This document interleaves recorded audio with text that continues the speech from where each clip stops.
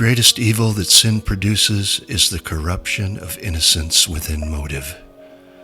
Sin takes the little everyday things like friendship, honor, integrity, conversation, goodwill, dreams, thoughts, affection, hope, and begins to corrupt or change them in very subtle ways.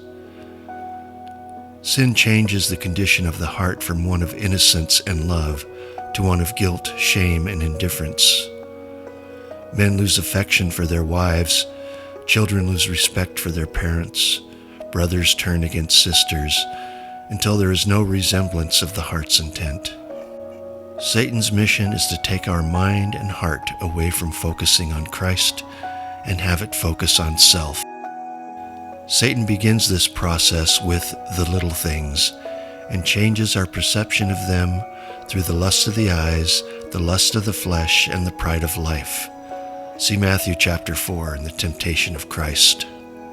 Because our perceptions change, we turn our eyes from others and begin to focus on self, cultivating lust, greed, envy, and strife.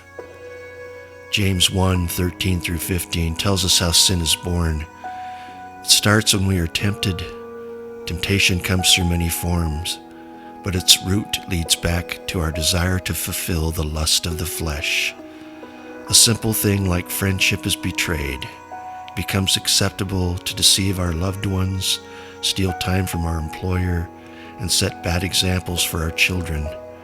We take corrupted thoughts or ideas, justify them, act upon them, and make a shrine in our hearts to glorify and worship them. James 1:14 says that when a man is tempted, he is drawn away by his own lust and enticed by the devil.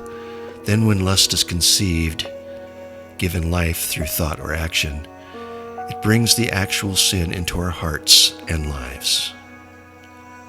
When these sins and actions become fully engaged in our lives, they bring forth death. Death to our relationship with God, and death to our relationship with family and friends.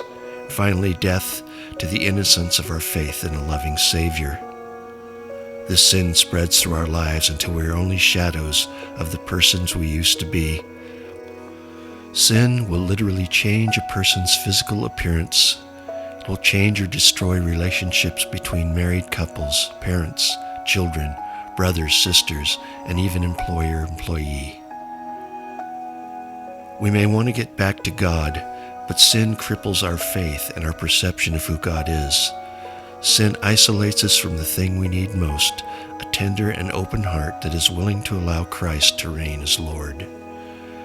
With the isolation comes fear, insecurity, and a haunting sense that God is no longer with us, and we begin to doubt His love and even His existence. Now Satan has you right where he wants you, isolated in your mind and heart, leaving you with thoughts of hopelessness. Welcome to Satan's world, a world devoid of love, goodness, trust, and honesty, a place where God is nowhere to be found.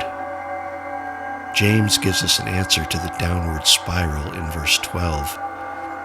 Blessed is the man that endures temptation, for when he is tested and prevails, he shall receive the crown of life, which the Lord has promised to them that love him.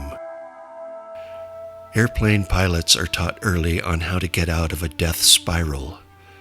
A downward spiral often leads to death because pilots cannot overcome the feelings of gravity and weightlessness. They lose touch with which way is up and which way is down. Panic sets in, and they steer the plane into a mountain or the ground. The only way to make sure which way is up or down is to rely on your attitude indicator and your altimeter. Then reduce speed and level out the plane. The hardest thing for a pilot to do in a death spiral is to fight against his senses and trust the plane's indicators. This is true of a Christian in a downward spiral. They begin to walk by feelings and not by truth. They believe they are all right even though they are just about to crash. At first, the little things start to fail, leading to larger, more foundational failures. And all of a sudden, they feel like they are heading upward when in reality, they are headed straight into a mountain. John F. Kennedy Jr. died in a plane crash over the Atlantic. Cloud cover and darkness obscured his vision of the land, so he began to rely on his feelings. He thought at any moment he would see the lights and be able to land the plane. But his feelings were wrong. They call it spatial disorientation. Believing that he was ascending to get above the cloud cover, he crashed into the Atlantic Ocean with nearly a full tank of gas, killing himself and 2 passengers. We know God is in us if we keep His commandments, 1 John 3:24. If we keep His commandments, we dwell in Him and He in us. We know that God is with us if we dwell in love. 1 John 4:16, God is love. He that dwells in love dwells with God and He with them. This is your instrument gauge to know if you are walking with God and He with you. Even if it's dark and cloudy, you can know where you are heading, even if you are feeling a certain way about something or you aren't sure. Simply look at the instrument gauge and you can tell if you are going in the right direction. If you are having spatial disorientation and you're not sure which way is up or down, don't trust your feelings. They often lead to death and deception. Keep your eyes on Christ and let the Word of God be your gauge. Slow your speed and level the plane. Adjust your life according to the attitude indicator and let the Spirit of God guide your life.